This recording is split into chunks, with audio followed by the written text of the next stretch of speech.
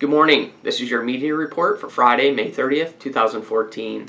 I'm Sergeant Jay Henderson, Media Relations Officer for the St. John Police Force. Going back to yesterday's calls for service, we responded to 115 calls in the last 24-hour period. St. John Police Force wants to hear from anyone that may have information concerning any of our calls or investigations. We can be reached by telephone at 506-648-3333, at our email police@stjohn.ca, or if you wish to do it anonymously, you can do it through the Provincial Crime Stoppers at 1-800-222-8477 or on their website at crimemb.ca. At 8:30 a.m. yesterday morning, we responded to a medical assistance call at an industrial location at 435 Bayside Drive in East St. John. It was believed that several workers were exposed to sulfur dioxide fumes and as a result were transported to the St. John Regional Hospital. All workers were eventually released from the hospital. The workplace health and safety were notified and attended. They are continuing with their investigation. At 5:25 p.m. last evening, we took a report of vandalism or damage done to a Jeep that was parked off of Duke Street West.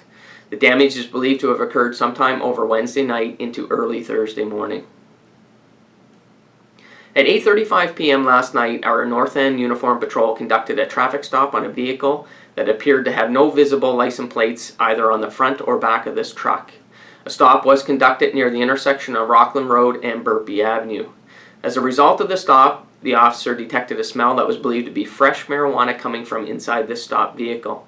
20-year-old male driver was arrested and a quantity of marijuana was seized. This male has been released on conditions, facing criminal charges of possession of marijuana, and has been issued a court appearance date of August 7, 2014 to answer to the approved charge. And lastly, to report, 2 males were arrested on 2 separate calls with warrants for their arrests. The first occurred early this morning at 12:29 a.m. on Union Street, where one of our patrol members checked 2 males that led to the arrest of a 29-year-old male wanted on an outstanding warrant issued by Kodiak RCMP. This male is being held in our police custody until arrangements can be made to have him transported back to Moncton. The second and final incident occurred shortly after this previous one. At 12:32 a.m. we responded to a pub located on Dorchester Street in Uptown St. John regarding an intoxicated male causing problems. When our officers arrived at this location, they discovered a male who was outside of this establishment and that this male was bent over and appeared to be vomiting. This male was questioned by police and after being questioned lost consciousness and fell to the ground. An ambulance responded and transported this 25-year-old male to the St. John Regional Hospital for assessment. At the hospital, this 25-year-old male became unruly and aggressive towards our police officer and hospital staff. He had to be restrained after assaulting one of our uniformed members. He has since been released from hospital and is currently in our custody after checking this male and learning that he was wanted province-wide on an arrest warrant issued by St. George RCMP.